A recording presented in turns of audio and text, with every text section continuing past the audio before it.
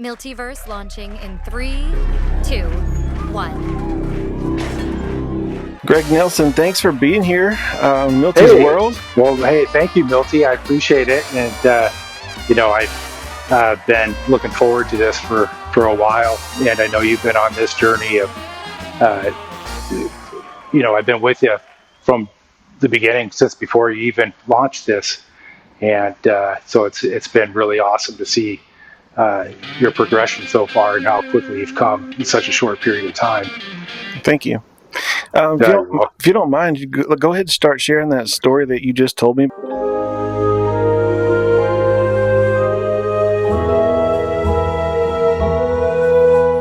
This morning, I've been working on this project called the Hard Knock State Home Renovation Project. Of course, you know this. You've seen my work on this home renovation I've been doing, but the market's been really funny. And here in the San Antonio area, last year it was starting off gangbusters, and then all of a sudden it just kind of dried and the market slowed down. I think a lot of it has to do with, of course, the economy of the mortgage rates and everything. But so I finished my house a little bit behind schedule, and the house has literally been on the market for almost 3 months now. My whole ordeal, I thought this was going to take I was going to be done in 90 days, sold, and on to the next house and on to the next renovation project. But so a couple days ago, I was fasting, and I'm pretty spiritual, and I felt like I just needed to kind of go through a cleanse or a fast, a little bit. And so I went through a fast. I just ate watermelon for dinner over the course of about 3 days, but then all of a sudden something worked out of me, and I got sick, and I was dry heaving, and literally I lost a whole day, because I was up in the middle of the night just being sick. And the next day I was just knocked out completely, just, sleeping. And so the past couple of days I felt good, and I woke up this morning and something fell off. I felt not sick, but I felt good, but off. And I was zinging, a little bit. And my master bathroom shower handle, I went to go hop in the shower, and that broke. And all of a sudden I had 2 text messages that I got my home's, up on the market. And so people have to schedule times to see the house. So I had 2 different agents schedule different times to see the house. And I was like, wow, that's really cool, and just all of a sudden on a Monday, or on after a weekend, and just really weird. Usually it's pretty slow. And I really need this house to sell. And so anyway, I'm driving to the hardware store to get a new handle. I was going to replace that, after the showings. And then all of a sudden I'm driving, and then the new Public Enemy album. And it was just funny, but it was kind of weird off left field. The new Public Enemy album hit my playlist, and back in growing up as a kid, Public Enemy was everything to me. It was like the music just spoke to me, and it just threw me right back, that nostalgia, and it was just, for 2 hours, I got my shower handle at the hardware store. I drove around listening to the album for 2 hours, literally had goosebumps for 2 hours. And it felt like the kind of high I was on is if you've ever been touched by the Holy Spirit, and it's not you. It's like something elevating you higher than what you can reach on your own. That's the kind of high it was. And then all of a sudden, as soon as I took notice of this and I became aware, my real estate agent texted me, and we got an offer on the house. And we just negotiated for 5-10 minutes and then came to an agreement. I sold the house. And so now I'm just waiting for closing. And that's awesome. And that's all happened in today. So it is, pretty phenomenal. And so, like I said, I was telling you, Jesus Christ is great. God is great. Man, that's amazing. So thanks for sharing that. And, we'll get into everything a little bit. I think I want to go through. You've told me your story and your testimony before, and how you got to where you are. You may not know it, but you've been inspiring to me and helped me to believe that I could do things on my own that I in the past had not felt confident to do things, and you amongst a few other people have kind of been a push for me. And so I'd like to go through your testimony and also share with people, that you're a coach as well, and that you help people to achieve goals. So going back to that Public Enemy, I think that might take us back around where we want to go. Let's talk a little bit about high school. What would you like to know? Oh, well, you liked Public Enemy. What else were you into it back then? Well, so well, it kind of depends on, what part of high school, right? Yeah. I was involved in, my hands were in everything. And, I got diagnosed when I was really young with ADD, and, I was put on medication and stuff. And when I was a kid, and, but I was rambunctious, very rambunctious. And, my parents took me off that medication because they were tired of seeing their son for 2 weeks sitting on the living room floor looking like a vegetable, Oh, wow. Yeah.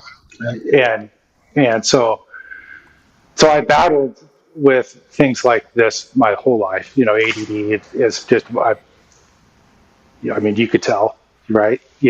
Just from, talking to me in the past, but I ramble a lot and I bird hop subjects but anyway, so I was mischievous and always questioning authority, always pushing the envelope, if you will. Sure. In high school, I wasn't really a bad kid. I got good grades. I didn't take extremely hard classes or anything, but I finished with a really decent GPA, and I never had any aspirations to go off to college or anything. And I was an athlete. I wrestled and I played football, baseball, and stuff, middle school and earlier, soccer and whatnot. But I was really into wrestling. That is still my favorite sport of all time today. And senior year, I was undefeated. Very cool. Undefeated my senior year. Never made it to state because I had a little bit of an addiction problem, that I battled with pretty much my whole life. And at what age did that start? Oh boy, now you're digging, man. You're digging. When did I have my first drink, or when did you get to the point to where you realized that you were addicted to alcohol? I didn't realize I was addicted to alcohol until I was well into adulthood. Oh, okay. So it wasn't really it wasn't like you knew that there was an issue at a certain point until it was like, oh, this is an issue. I always kind of questioned it. Okay. I guess question, do you have a problem, or are you just having fun? And that was always the question I would always ask myself: do you have a problem, or are you just having fun? Yeah. And I always told myself, I just denied it and just told myself I'm just having fun. But I'll tell you how alcohol, to me, alcohol is the biggest problem we face in society. I think it's the gateway drug. People say marijuana is the gateway drug, but let's be honest. Okay, did you ever smoke a joint? I go, let me try cocaine. No. Right? No, you were at a party. There was a lot of alcohol. There was booze. Yeah, there was probably marijuana too. But it was the alcohol that impeded your judgment enough to pick up a hard drug and put controlled substance up your nose, Sure. and it's what puts a needle in your arm. It's what, you're in your lowest point. You're drunk off your butt. You're rolling blank tape. You're not, which means, you're not registering any memory. Right. You're blacked out. Hey, why don't you try this? This is really even you out. You're really drunk right now. Here, go ahead, put this belt around your arm, and let me put this needle in your vein real quick, and just go ahead and have a seat. A couple hours, it'll be good as golden, right? That's alcohol, And but anyway, that's long story short. That's alcohol. Anyway, so yeah, So you were I was wrestling. wrestling. I defeated wrestler in high school. I go to regionals, which is like all of the high schools, at the end of the season get together and see who goes on to district and then state. Yeah, I actually had I a would, friend that I worked with whenever I lived in Georgia. His son made it that far. yeah. Yeah. I was poised. I was poised to take third in state that year. Um, I was pinning people regular season within 30 seconds, less than a minute. Most of Wow. my matches. Most of my matches. How tall were I was you? same height I am now, 5'11", Yeah. 5'11" and a half. Yeah, Decent yeah. size. Yeah, 6'2" with my boots on, cowboy boots on, but but yeah, I'm about 6 foot, so Yeah. just under. But so anyway, I went out drinking night before. It was the era of 40 ounces of malt liquor, and so I was out drinking, and my best friend, who at the time he's like a brother to me. He was a heavy partier too, and I remember him specifically pulling me to the side and saying, "What the hell are you doing here? You know, tomorrow is the day. You need to get your ass home." I pretty much told him to kick rocks, and I stayed and drank a couple 40 ounces of beer, 2 or 3 or whatever. I can't remember. My dad beats on my door the next morning. "You're late. You got regionals." And so we had to go to an opposing school on the other side of the school district, and I'm drunk off my ass still. I probably had gotten 3-4 hours sleep, and I remember dragging my gym bag into the gymnasium, and I'm late, and the crowd is going wild inside. There's mats everywhere taped together, as you know, high school wrestling, right? Yeah. Collegiate wrestling, and all of a sudden, I just like my head is just pounding, and I'm like, "What the hell did I do?" And I go into the locker room, and I go right into a stall, and I'm trying to puke. That's what I'm trying. I'm trying to puke, and I can't. My name's called, and I'm still in my street clothes, and I got to be on the mat. I change, put on my singlet, get my headgear, run out to the mat. I'm a train wreck, and my coaches give me that evil. They see me. They know I'm a train wreck today. And I got pinned by a guy I pinned in 30 seconds. And then, so right there, now my only shot is third. My shot, I have to win every single match to get third place, third in state. And then I lost the second. It's a 3-round elimination. Same thing happened on the second match, because I was one match right after another. And bam, I just didn't have it. I just laid down on my back, and I was drunk, hung over, and I just let another guy pin me. And now I'm not even in the running for, the next step, but lost the next one. Anyway, I'm out. I went my whole career. And then, so, I battled with alcohol, screw that. That was a big embarrassment. Never talked about it. I told everybody, the excuse I told everybody is that because I worked seasonal produce markets as a kid, and I told them it was produce season. I had to get back to work because I worked, as a kid.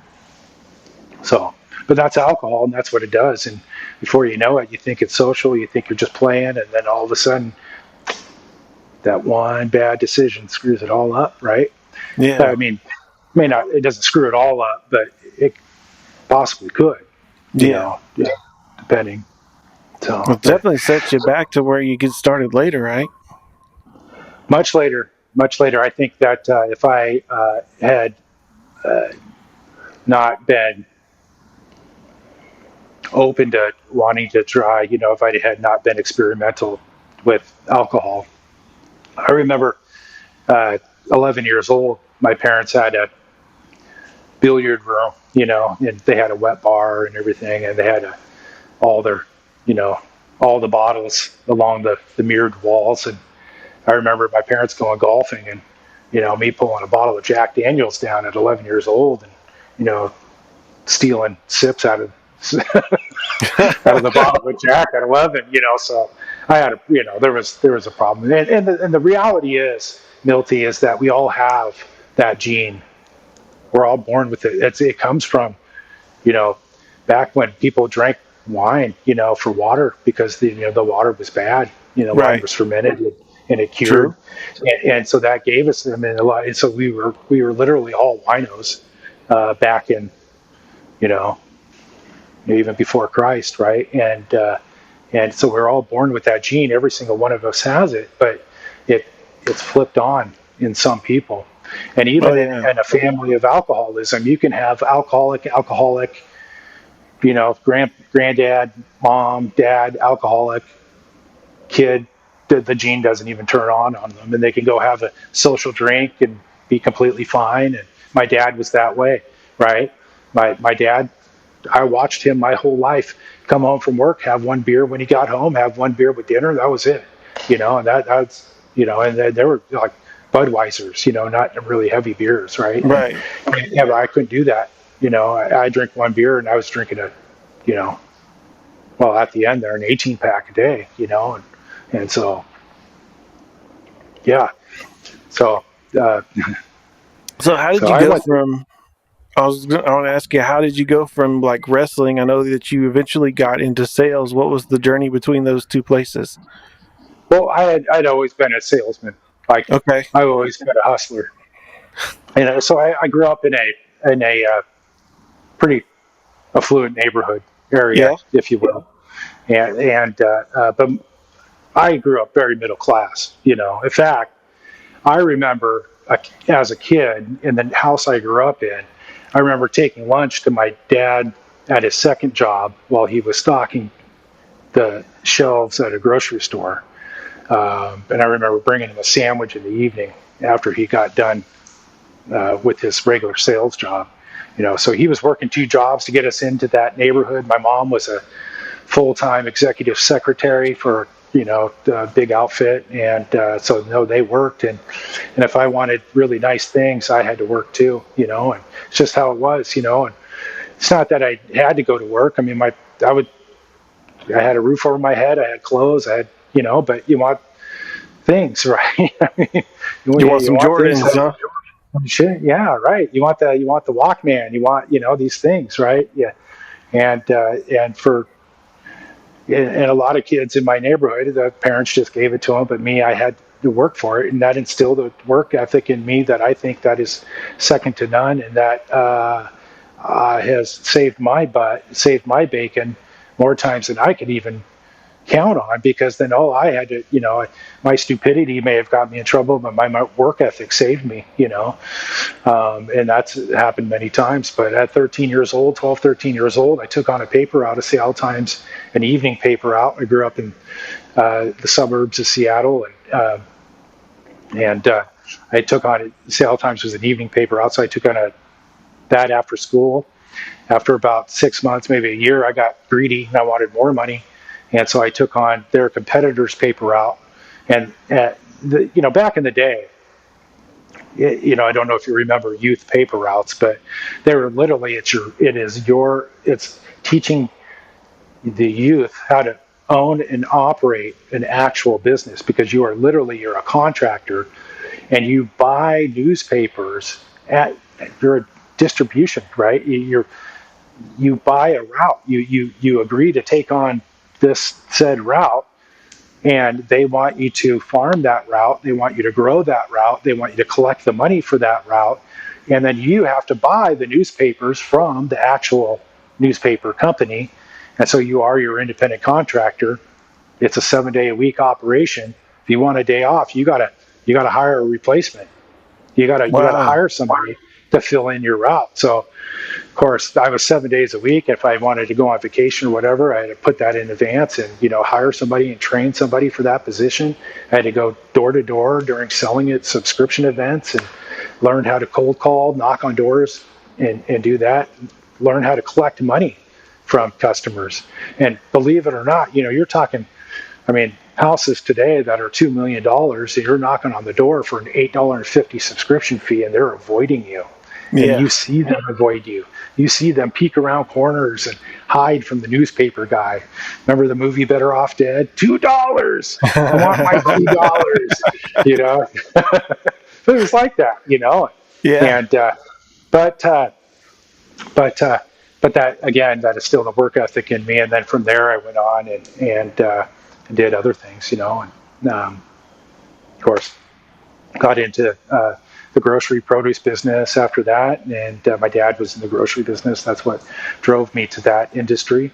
I wanted to kind of follow in my father's footsteps. He was at the time when I was growing up, he was the regional manager for the Washington Apple Commission, and there was 8 in the world, so he was, you know, one of 8 people that sold apples worldwide, you know, all Wow. over. And the reason why you can get your kids sliced apples in a McDonald's Happy Meals because of my father. And Wow. he after he finished with the Washington Apple Commission, he contracted with Treetop Apples for 6 months a year, and showed them some things, helped them out, and landed them an account. And they were like, "What are we going to do with these sliced apples?" He's like, "We have these consumer packs, and we're just not selling them." He's like, "Well, let's repackage them into these 8-ounce packages and make them snack packs." And then he sold that to McDonald's, and you're able to now get wherever, sliced apples in your McDonald's cool. Happy Meal.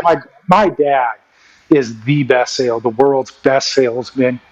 I study all the sales grades. You know that. Yeah. I study them all. I'll at least read their books. I'll at least watch some of their videos, try to adhere to some of their training, and I pick up on processes so quick that a lot of times I just need to just read a book and I can figure it out,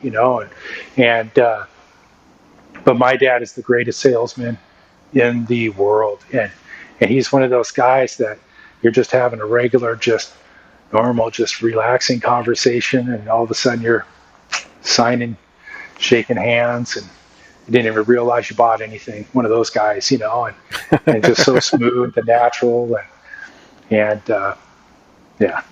Well, that's cool. Yeah. So sounds like you learned from the best for real. I did 100%. And what was really cool is when he was done with Treetop, he still had time before he had to collect Social Security before he really retired. And I can't remember, he had maybe a decade left, and he had said 2 things he would never do. His brother is actually the second best salesman in the world, but he said he'll never sell insurance like his brother, and he said that he'll never sell cars. And I was selling. I'd already been selling cars for 5 years, and I said, "Hey, should you come visit me at this little dealership I'm pretty much working at running, and I was working at this little independent car lot, and the owner of that car lot, he would buy cars from the Toyota dealership that they wouldn't keep, because they would only keep certain cars, certain years, certain mileage range. And so we would buy a lot of those wholesale units and then, recondition them and then turn around and resell them. So my dad would come down and he would sit with me, and then he would watch a little bit, and then he would talk to the owner of the dealership, who is now like one of my best friends to this day, and like an older brother or an uncle to me, but this guy literally taught me how to run a dealership, from scratch, but anyway, he got my dad a job at the Toyota dealership, and then during the Great Recession, 2008, we dried up in business. I went over to Toyota, and I spent 15 years with Toyota after that. That's but amazing. I worked with my dad for 2.5 years, side by side. And you know what? He's the only salesperson I ever saw or ever heard of that sold 40 Toyota Priuses to one person. To one person? Yeah. You want to hear the story? Yeah, that's interesting. All right. So, one thing in sales, as you know, you can't do is you can't prejudge anybody, right? You can't prejudge the clothes they're wearing, how they smell, their hair, right? You just can't. Right. So this guy, this Ethiopian guy, he's kind of scraggly. He said, my dad literally said his like the bottom of his pants, his jeans were frayed, and he had like holes, and he was like kind of dirty looking, and scruffy, not really dirty, but scruffy. It wasn't like, and so my dad was kind of new with Toyota, and all of a sudden there was like nobody on the lot. It was in the morning, and there's 5, 6 guys drinking their coffee in front of the window, looking at the American flag blowing, and they see this Ethiopian guy walking up, and everybody scatters. And literally, my dad said, one of the senior guys tapped my dad on the shoulder, goes, "Bill, it's your turn." And they all went into the break room. Oh, And man. my dad is stepped out.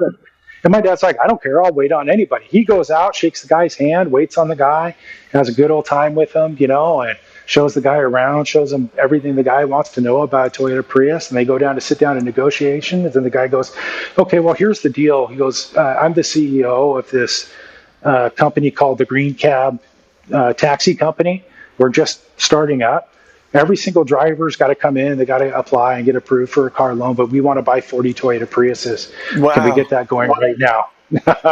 And so over the month, he had a 40, he sold over not just, 40 deals from that, but, Yeah. other deals that he was working that month too. So I've still to this day, I've never seen anybody sell as many cars in 1 month as my dad.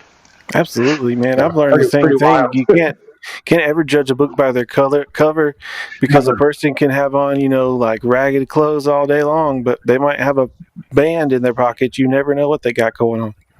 Yeah. I worked at Albertsons for a long period of time, for over a decade, I think. And I would fill in, go work around. I was in the produce department because of my produce, that's what I used to love to do, right? And I would fill in different stores. And I remember filling in at this one store kind of near my house or near where I grew up. And this old guy, he was walking around and pushing grocery carts, and he would talk to himself or sing out. And he would wear like a flannel, kind of like you're wearing, right? But it was all raggedy, and the pockets were like ripped and just hanging down. Yeah. And he's wearing like dirty jeans and scuffy shoes, and you'd walk around, you're like, "Oh my gosh, like let's get security on this guy," But you know who the guy is? No. The guy wrote some of the biggest psychedelic books of the 1960s. Oh, really? Like the psychedelic school bus or whatever these things, I don't even know. But he's like this really, really famous author of that hippie movement, back in the 60s. And the guy's just this multi-millionaire author, lives up in the hills and, the suburbs of Seattle, Washington. And Is it like Alan Watts or somebody? I can't remember his name. No. If you said his name, I'd remember it. But he's really famous, and he's got this one book that he just keeps. I mean, people just keep buying, and it's about a bus, and it's like a psychedelic bus or something like that. I'm gonna Google this. Yeah, I want to know what you're talking about specifically. Psychedelic bus. so I want to say somethingson is his last name. Kingsley. Ken Kesey. That's it. Kesey. What is it again? Ken Kesey. Kesey. Something like that. I think that's it. Okay. It. Yeah. I haven't heard of him, but I'm gonna listen. I'm gonna probably listen to his book or something. Yeah, I've never gone down that. I'm not, But no, yeah. I wonder what it's about. That sounds interesting. I think it's about taking acid or Is that what it's about? Oh, okay. And a psychedelic trip. Yeah, Yeah, that might be interesting. Yeah. So, how did you go from doing produce to helping people follow their dreams? Oh, okay. Yeah. So, I had started a produce market right out of high school. Like, actually, it was like a year So I went into framing houses right after high school, and then after that, I opened You do have six. ADHD because you went from Yeah. groceries to car sales to No, car and I'll sales tell to you, groceries to. there's I'm just kidding. dude, no, and when I try to explain people my visions, like I very rarely ever tell people my dreams, my goals, or my visions, Right. because I'm all over the place, man. But to me, it lines up perfectly, in my brain, right? But so my uncle is a general contractor, big general contractor, was in Seattle. He's retired, and so I grew up, learning that my dad is an extremely handy individual, also, so I grew up working with my hands, a lot, and I mean, building, whatever, remodeling, and so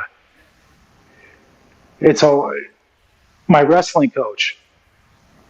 He said something to me because he actually taught a construction class, Oh, cool. and then I remember I was in his work. I was in his truck one day, and we were taking 2x4s to where they were building like storage sheds, and that they would sell to the general public to raise money for the school, and but that was what the construction class would build. And so I was helping to move 2x4s, and he says to me, he's like, Greg, he says, I'm going to tell you something.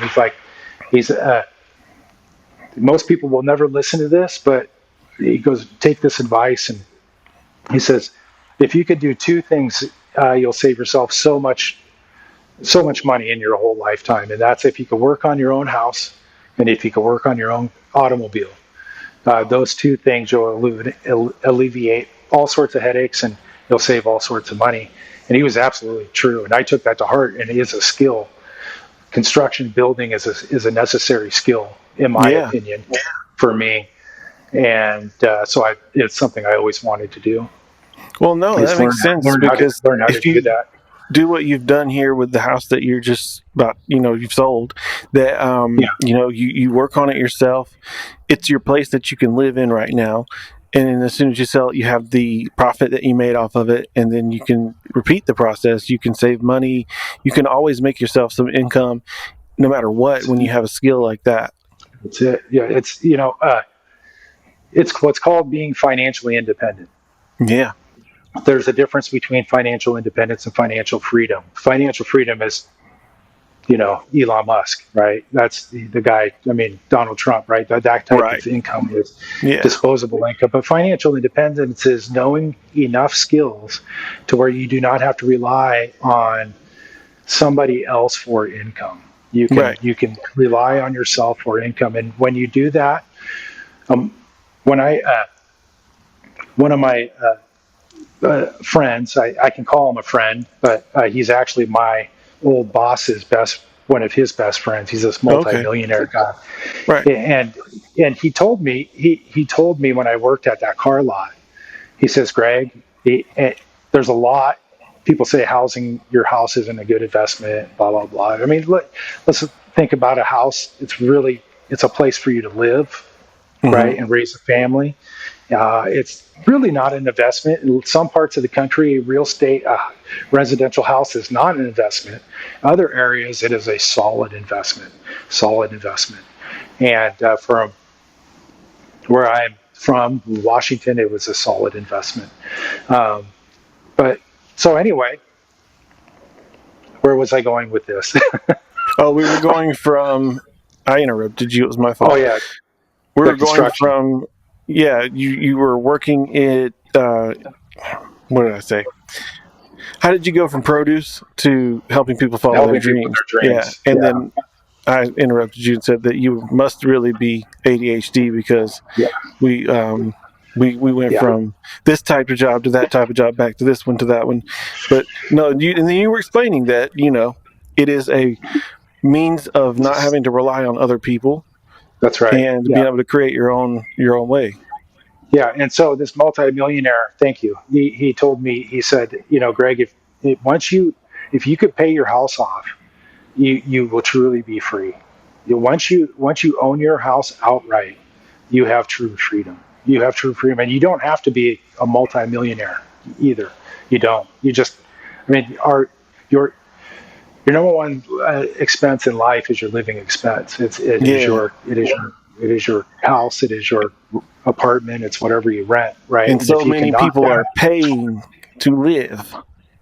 so in Washington State, Yeah. especially, like if you look in California, Oregon, Washington, New York, these states, you are if you're not making 200 grand a year, you're literally, if you're making 150 grand, you might be okay. You might In have a little Washington, breathing room. though, if you go rent someone's house and pay the deposit and then don't ever pay again, you don't have to leave. Have you seen Uh, that? I wouldn't put it past them, No, there's this I guy really who's been wouldn't. living in this guy's house forever, and like he's like sent to court for it for like I don't know how many times.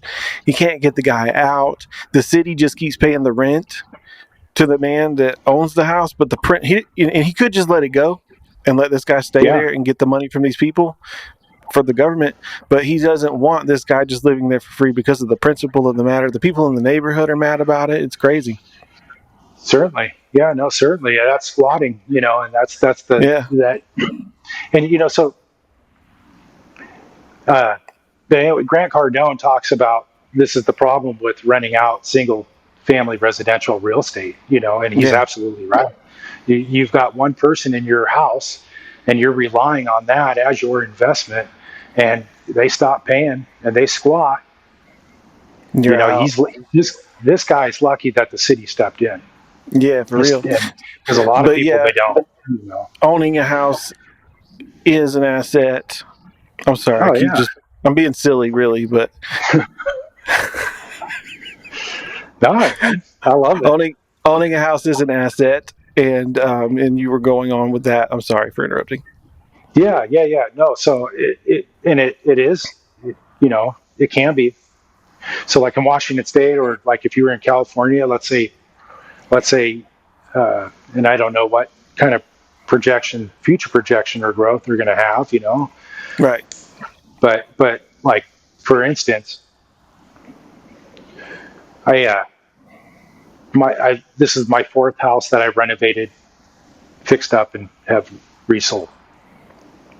The last house I bought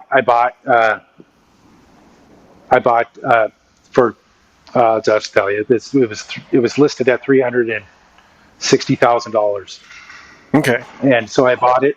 Okay, I bought it, and I agreed to buy it. Okay, I think that's a fair price. I'll buy it, and I think maybe I offered him a little bit. I watch when I buy houses. I watch them. I compare them. I do a lot of research, and I know when to spring and when to wait. And so I found my right time. I pulled the trigger, and then we had it inspected. The roof was shot. I had to replace the roof, so I had to renegotiate it on that. I got a really nice buy on the house. Uh, Put a roof on it. My son and I put a roof on it. I had to put a furnace in it. I replaced some siding. There was a lot of other, yard work and maintenance and kind of stuff, but I didn't really do much other than that. Sold it for $490,000. And so that, and I've been making these gains on these houses like that. And so, but that's that market, right? That's that market. Right. The house I grew up in, my parents. I'll just tell you, they bought the house I grew up in for 100. Okay, I'll back that. Their first, I'll say this: their first house they bought on this in this little between this little island. It's not really even; it's just a rock in a lake, but it's in between Seattle and Bellevue. It's called Mercer Island. They bought their first house on Mercer Island in the late '60s for $60,000. That house today was a 2 bedroom, 1 bath. It's probably $1.5 million today. That's wild. Yeah, yeah. I mean, where you're talking probably 800 square feet. You know, Yeah. That's but insane. it's a bungalow. It's probably it may be 2 million. Yeah. So that's just the house I grew up in.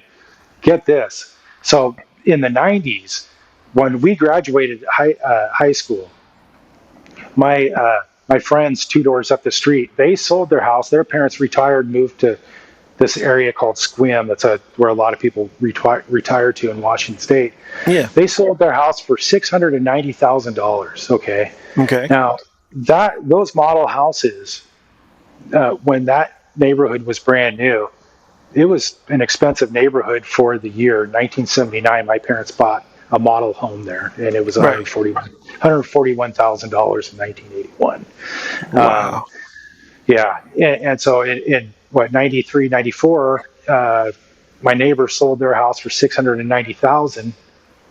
A Chinese family from China came over, bought it for cash, took the roof off of it, put another third story on it.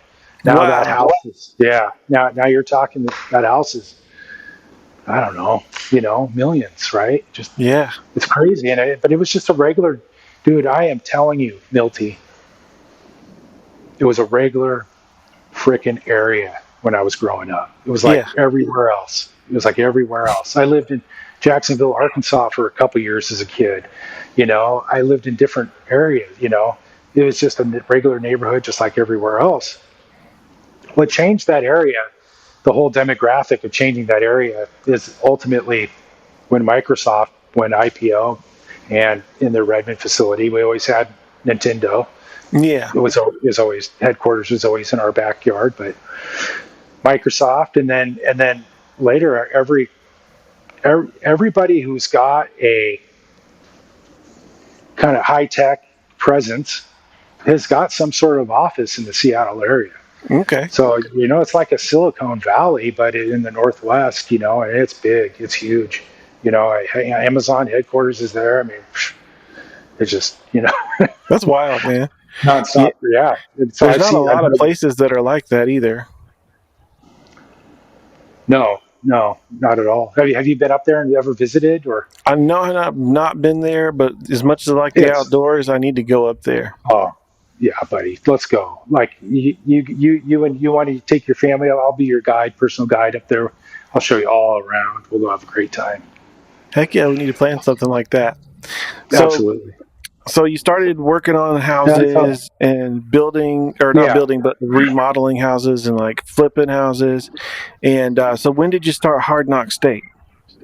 Oh yeah. So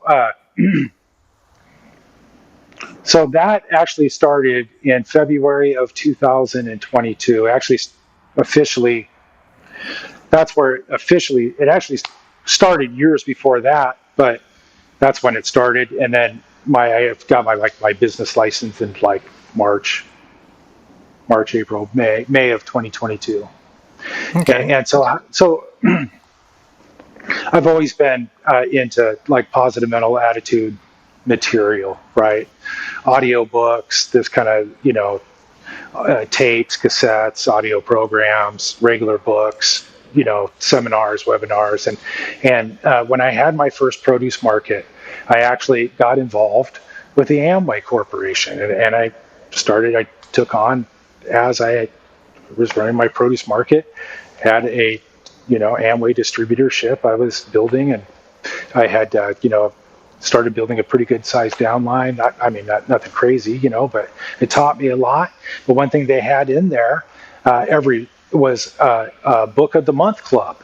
And so they had a book club, and it was all positive mental attitude books and positive mental attitude reading. And so you all read this book, on your own accord, of course, but you read page, 10 through 20, or this day, and then you got together and you talked about the book, and that was phenomenal. So that kind of stuff has always been in my brains at an early age, and so I was always going to these seminars and everything, and so I've always studied this. I've always learned this. This has always been a part of me. I've actually have never stopped not listening to audiobooks or positive mental attitude material. I've always my head's always in it. So let's see, I can't even remember the years. It would have been 2016, I guess. Okay. I had an accident. I got drunk, blacked out, woke up in the hospital. Don't remember a dang thing. Didn't hurt anybody. I didn't hurt myself. Went through the whole MRI, was like completely unconscious. Anyway, I got DUI, totaled my truck, everything, and got in a lot of trouble. And I was in a treatment facility, checked myself into a treatment facility hospital, and it was a medical hospital because I was such a bad alcoholic, Milty, that if I had to go through a 12-step program, I'd be dead today. I mean, and that there's nothing against the 12-step program. That's just me, you know. Right? It's just I just know me and what alcohol had done over the course of 30 years, you know, whatever. And so I was laying in a hospital bed, and treatment hospital bed, and inpatient, and I just remember I was thinking one night, I go, how am I going to turn my life around? I mean, literally, how am I going to turn my life around?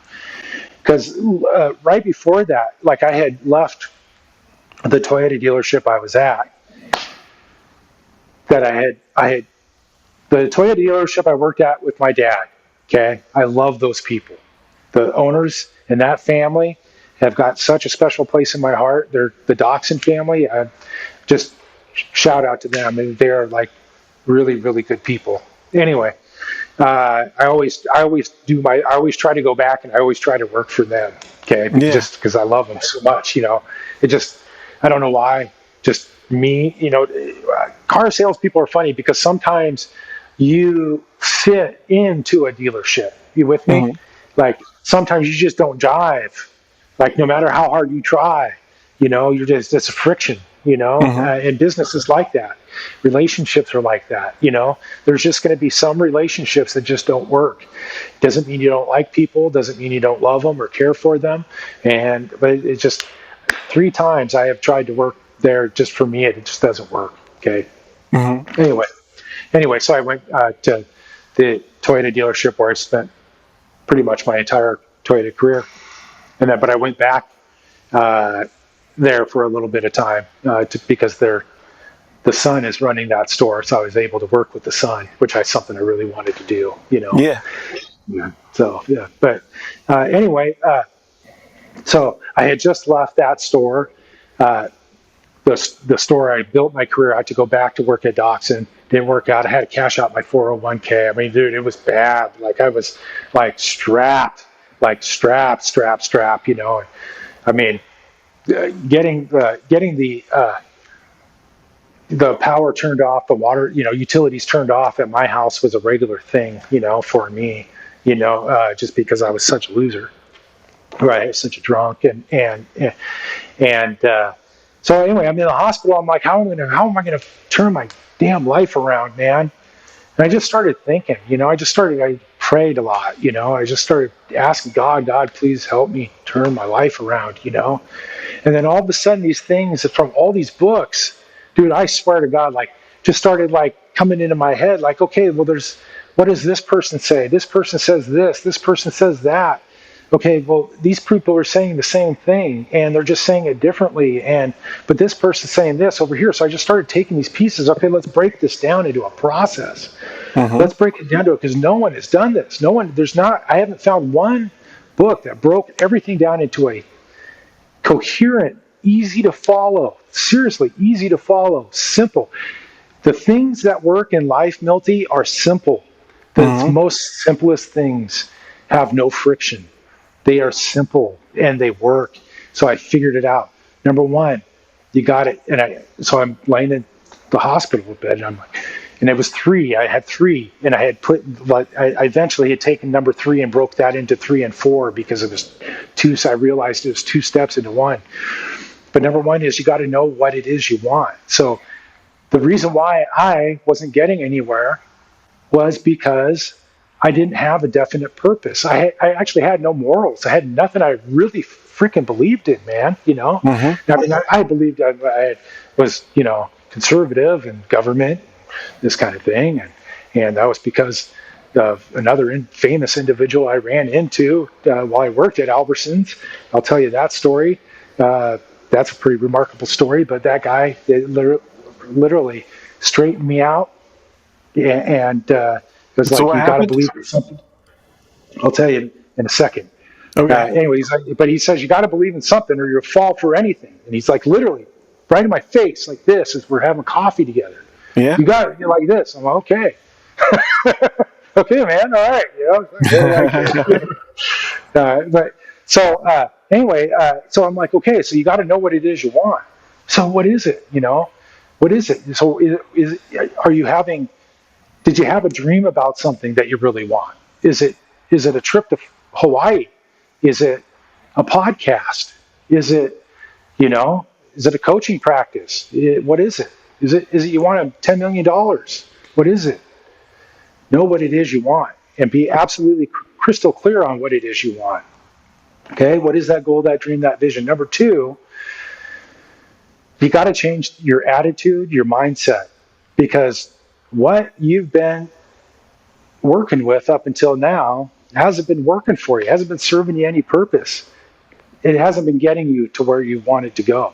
If it was the right mindset, we wouldn't be having this conversation, right? Because you'd already know what it is you want, and you need to be super focused and putting in the work to go get it. So you got to change your attitude. And here's the thing, Milty, okay?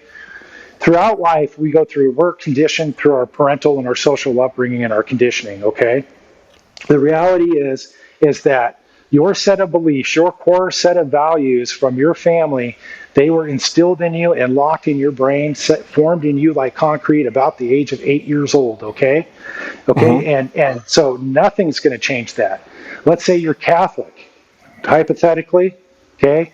You were born Catholic, your parents raised you Catholic. Now you're off in the real world. You're a Catholic in the real world. The only reason why you know you're a Catholic is because your parents were a Catholic, right? Right? You didn't come up with that on your own. You didn't decide that on your own. That was a decision that was formed on you. It was impressed on you. Your teachers, your coaches, your Cub Scout leaders, your advisors at school, your counselors at school, your priest, your reverend, whoever. These people mold you and they form you, and they form your beliefs and your ideas. And now you got this set core beliefs that are locked in that concrete. Now you're going through life trying to figure everything out.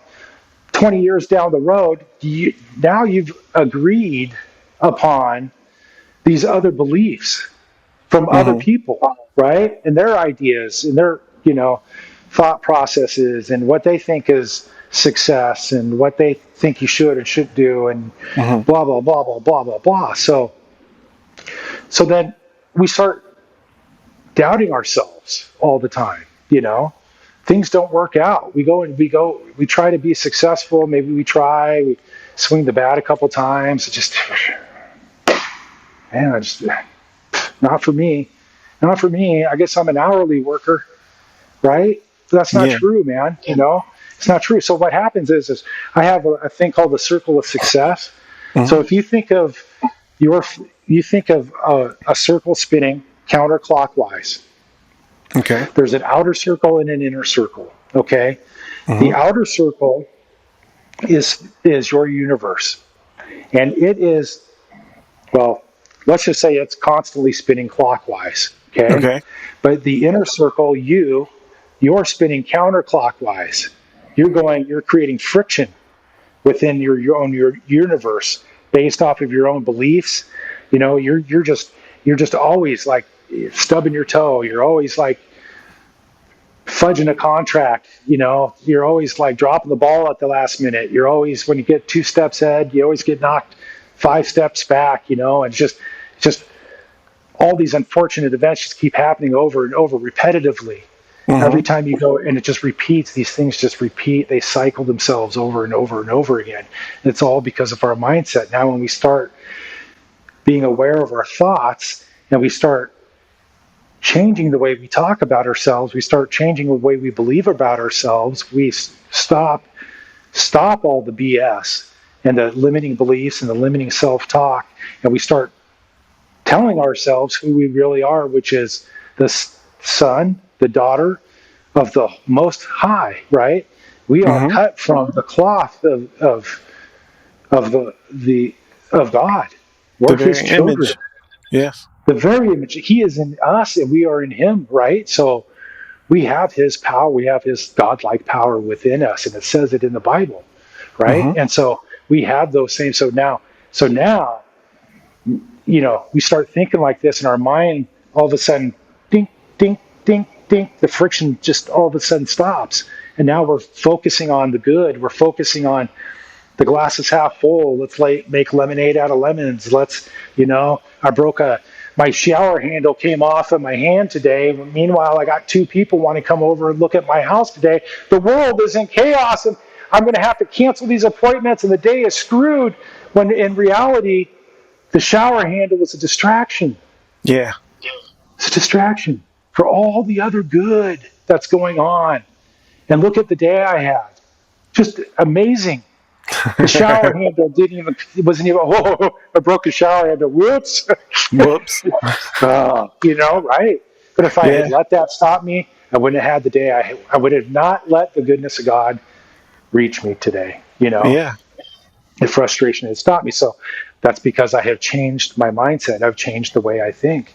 And now I naturally attract the good in my life that I desire because I am working on that same frequency. I am moving in that same direction as the universe is moving. And flowers in your garden, the weeds, the trees, they don't have any friction when they grow. They just grow, right? Right? Mm-hmm. If something's in their way, they just move right around them. They flow with it, right? That's it. Bruce Lee said, be like water. And we really do need to be like water. But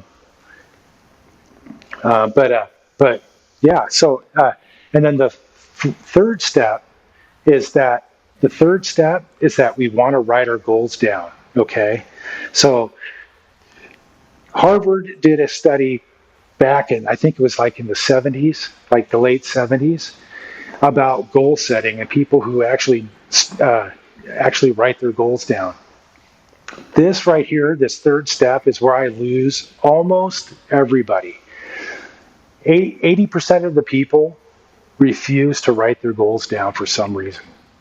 They do, and so they won't do this 4-step system. And then they're afraid that they won't really follow through with what they put on paper because it makes it too real to them. But when you do what you're saying, it works. It works.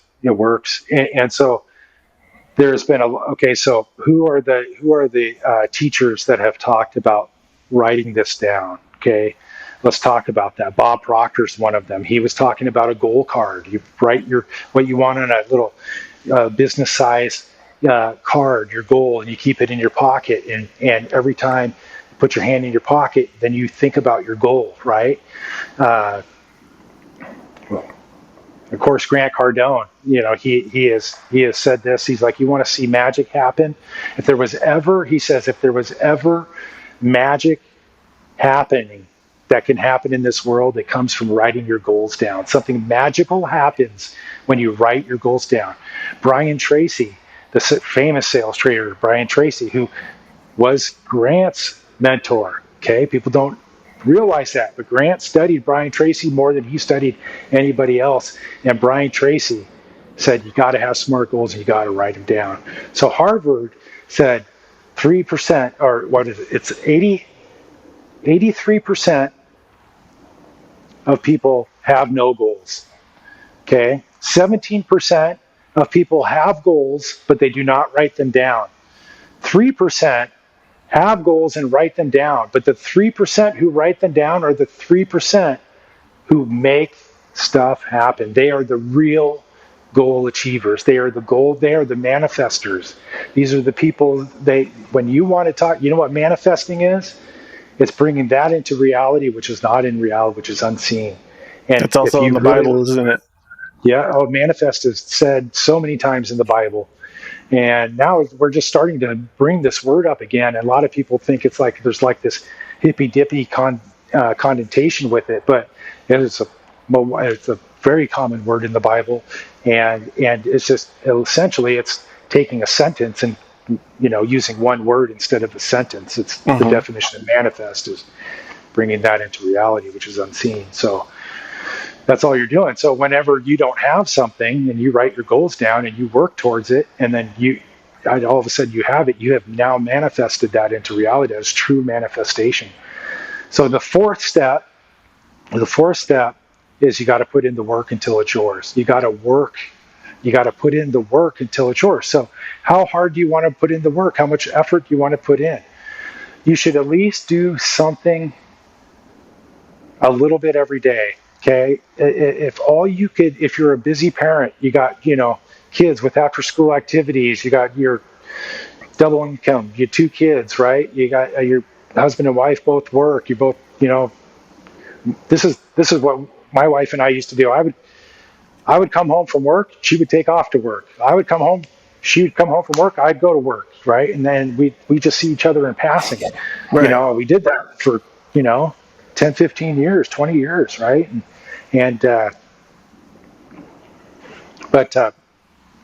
So you got to put in the work. And so, you got to put in the work as if you actually want it. So when do you want it? How soon do you want it? How bad do you want it? How much work are you going to put into it? Because I got to tell you, if it's really a goal, if it's really like, if it's big enough for you to go through this step system and hire a life coach to help you achieve the goal, it's big enough to be your life mission.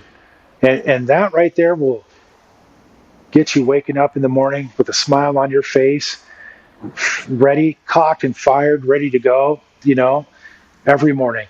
And you'll never work a day in your life because you'll love what you'll do, because you'll be on that path. You'll be on that journey, doing what you love to do. That's So cool. That's the 4-step system. Thank you. Yeah, thanks, man. Yeah, man. Thanks for sharing it. Yeah. So you did share a little bit in there that you said you'd talk about later. You had coffee with somebody that had a message for you. Tell me a little bit about that message again, and then who that was. Well, so the guy doesn't even remember me. I know he doesn't, but I remember him. And I'm sure if somebody really grilled him and pressed him, he would probably admit to it that, yeah, I remember him. But so there's a guy, he's got a radio, TV programs. He actually has his own network. It's called the Blaze Network. His name's Glenn Beck. And okay. Glenn Beck is from Mount Vernon, Washington. Okay. And which is, a couple hours north of where I grew up.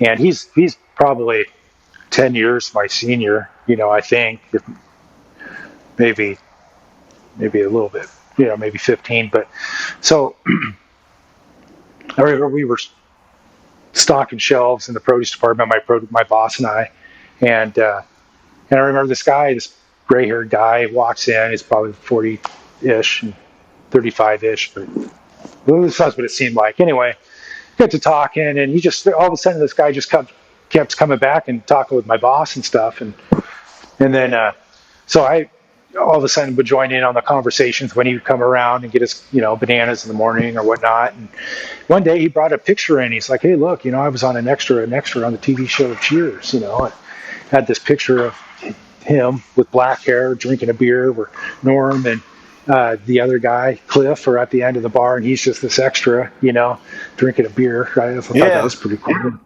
So anyway, I get to talking to him, and this guy's like this, like he's just like, he would come around and do his shopping in the evening, and I, he is a recovered alcoholic too, and so during this period of time, the reason why I think he might have a trouble remembering me is because he wasn't sober at this time, Sure.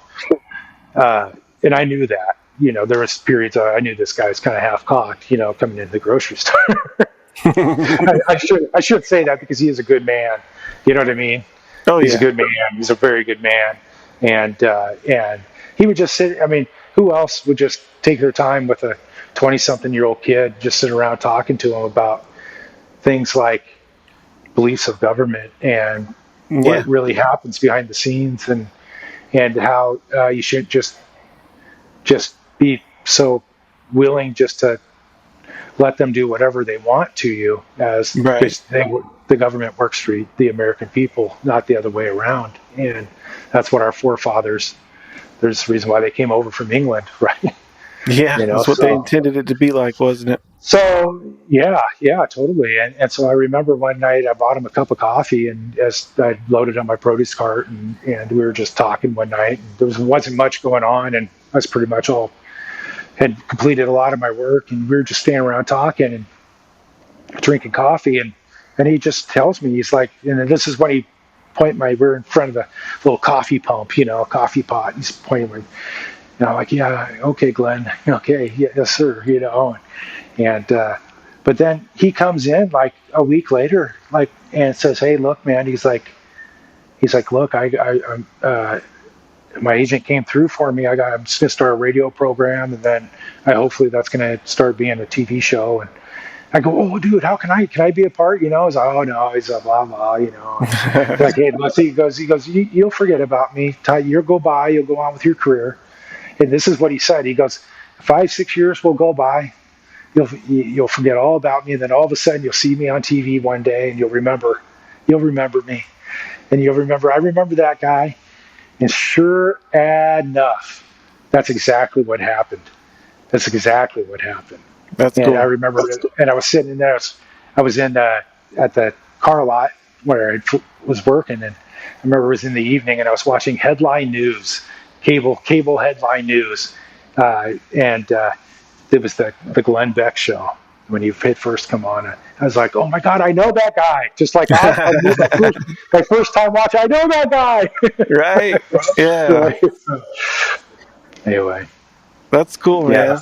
man. That's very cool. Well, I mean, all of these practices, we've talked about some of this stuff before, and I can attest that if you write down your goals and you change your mindset and you believe that you're supposed to do what you're doing, it will happen. And it's all about mindset. And if you want to, I'd like for you to tell everybody, how they can follow you, how they can participate in your program and learn from you, because you have a lot of value to bring to people. Thank you. No, I appreciate that. So I got a couple things I've got going on right now. I just launched. It's going to be it's a 2-month long program, but it only takes place 1 hour a week. So it's every Sunday for an hour. It's probably going to be around 2 o'clock or 3 o'clock. I haven't determined the time yet, but it is going to be a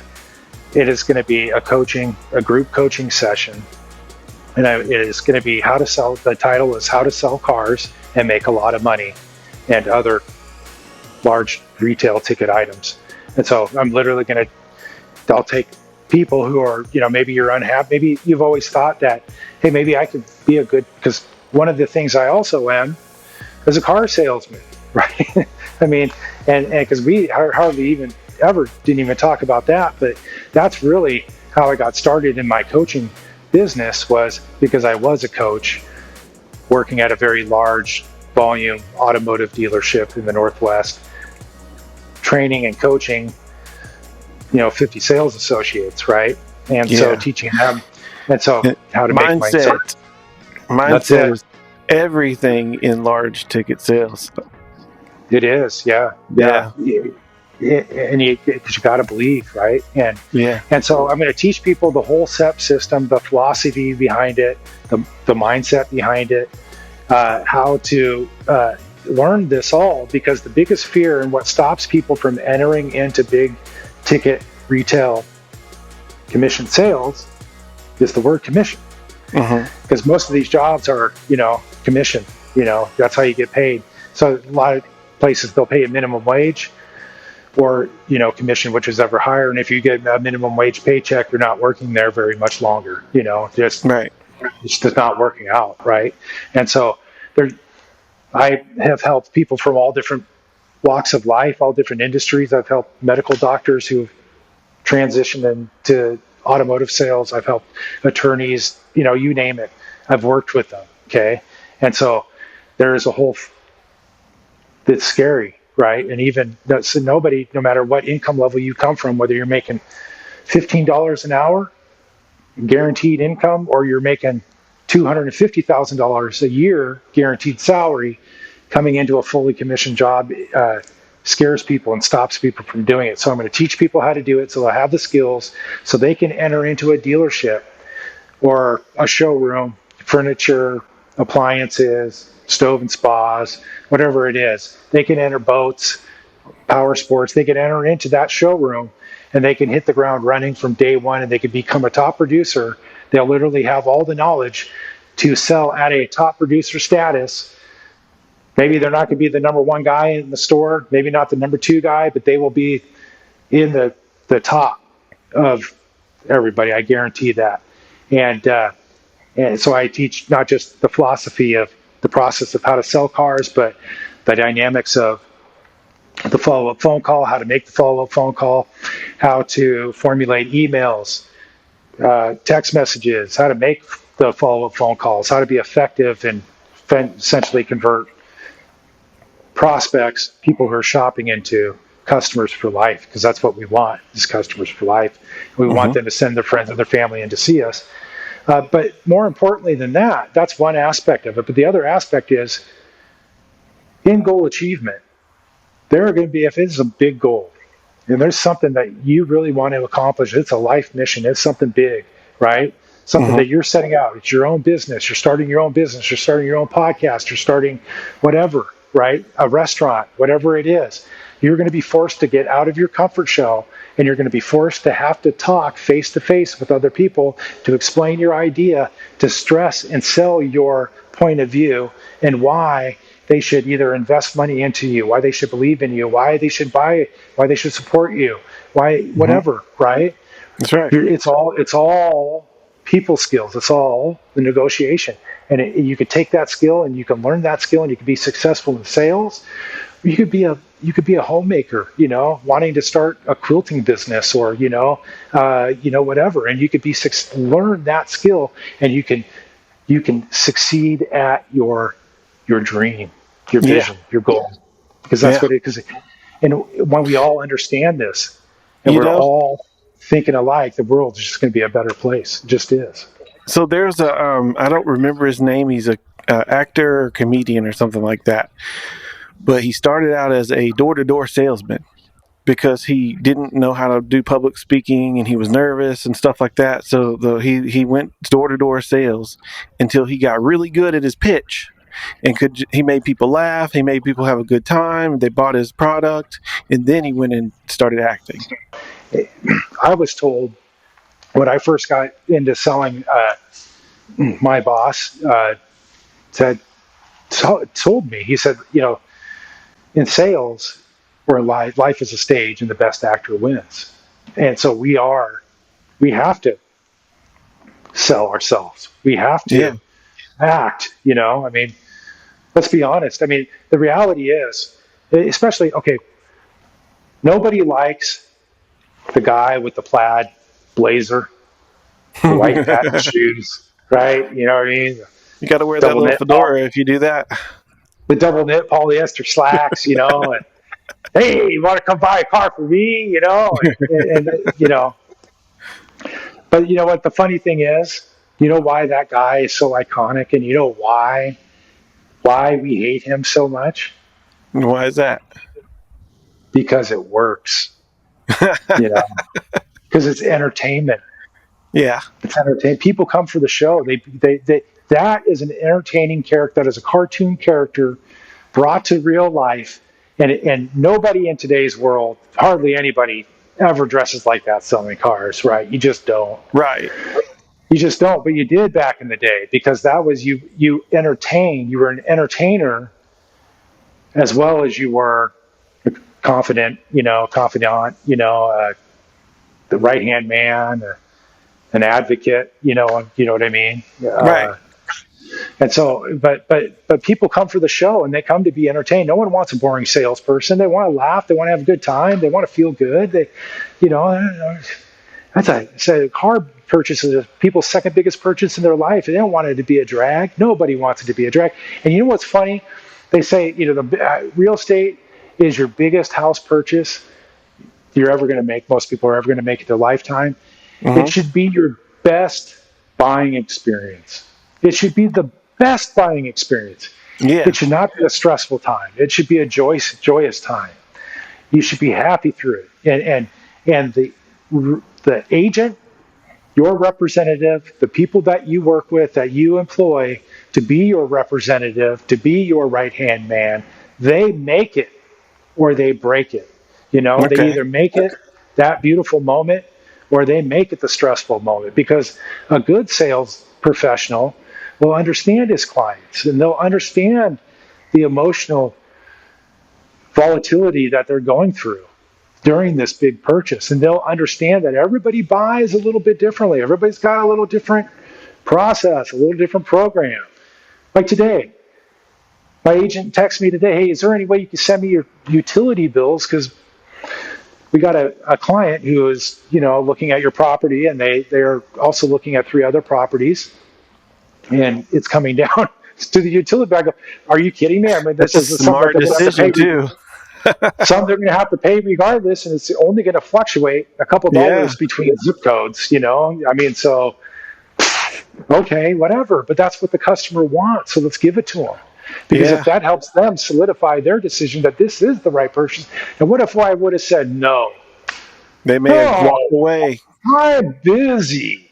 Yeah. You want me to go take pictures of a utility bill? I'm busy. Right? No way. I would have lost it. Right? Yeah, absolutely. Yeah. So I thank you, Milty. I really appreciate you having me on here. So I got that coaching program going on. Okay, it's $35 during the pre-sale. Dude, you want to talk about a smoking deal? This is a good deal. This is, I mean, if you walked into because there are places that will teach you how to sell cars, and you'll go into a classroom setting. You'll sit down in a classroom setting. You'll go in, you'll study how to sell cars. It's probably going to cost you $300, $300 to $500, and that comes out of your commission when you first get your job. When you get job placement and you start making money, that gets pulled out of your commission. And people don't realize that, So if you don't pay right up front, you got to pay when you get job placement. They'll pull that money out of your commission. So I'm $35 for this pre-sale. It will be $99 regular price as we get closer to the official time slotting, and the dates are official, just the time. And as we work everything else out, it will go back up to $95. So you can save yourself $60. You can learn a new industry. You can learn how to sell cars. I also do one-on-one coaching, and then so I offer 4 different coaching packages for private one-on-one life coaching. If you're want to get through a mental block or a barrier, you keep repeating the same troubling situations over and over again. You're suffering through trauma from past addiction, divorce, job loss. That is what I truly specialize in, and I'll create a rock solid, step-by-step, systematic plan to follow. So it's almost like a no-brainer. You can keep having your mental breakdown, if you will. We're going to help you through that, get past that. But you'll have a plan that you could adhere to, to keep you going, to keep you succeeding through this troubling time while you're getting past that. Because once we get past it, you now have that you now have that knowledge, and when things like this ever come up and arise again, then you'll be able to, just sail right by it. And these little things are just road bumps, and then all of a sudden they just become pebbles, and then they just become a nuisance, and then you just forget about them. Yeah. And so how can people find this program? thehardknockstate.com. Okay, so you can find me on LinkedIn. You can find me on Instagram, Facebook, Twitter, or X. Excuse me. Please don't banish me from X. But thehardknockstate.com is where they can go on. They can find all my coaching programs. I do business consulting as well. So if you're an actual business, or maybe you have a sales team and you want to get them trained up for the next 90 days, I'll take your whole team, your new hires, your intermediates. There's probably like 20 different programs I offer. That's awesome. Something for everybody. Greg Nelson, everyone. Hey, thank you, Milty. I appreciate it. God bless you.